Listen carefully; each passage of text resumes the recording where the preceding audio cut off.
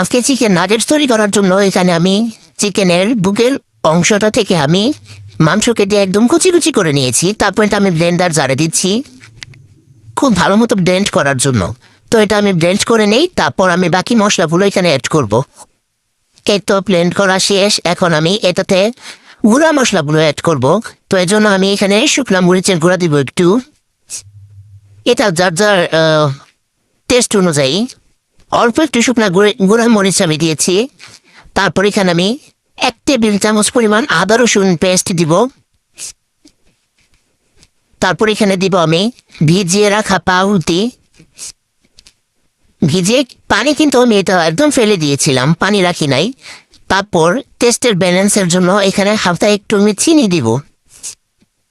আমি লাল চিনি ইউজ করি, তাই আমি লাল চিনি এখানে দিলাম। তারপর এখানে আমি দিব কিছু টমেটো সস।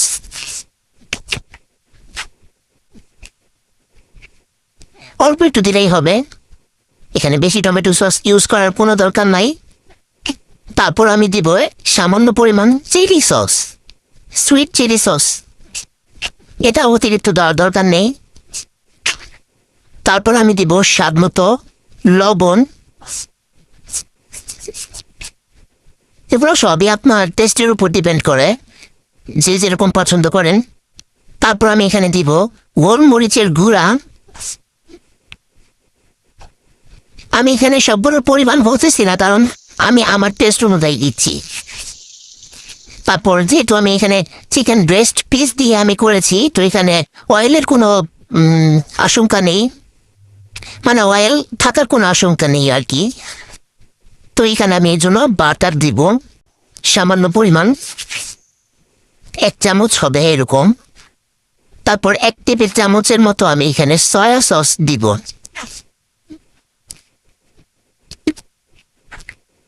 তারপর আমি টেস্টের আরেকটু ঝাল করার জন্য একটু মরিচ কুচি দিয়ে দিব, লাল মরিচ কুচি।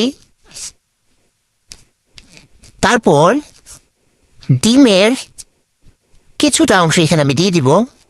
একটা ডিমের হাফ ধরেন এখানে দেওয়া হবে,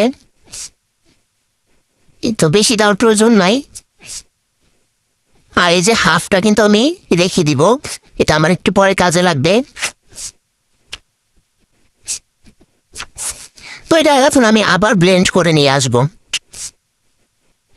এই তো সম্পূর্ণ ব্লেন্ড করা শেষ। তো এটা আমি এখন বের করে একটা নির্দিষ্ট শেপ দিব নাগেটসের।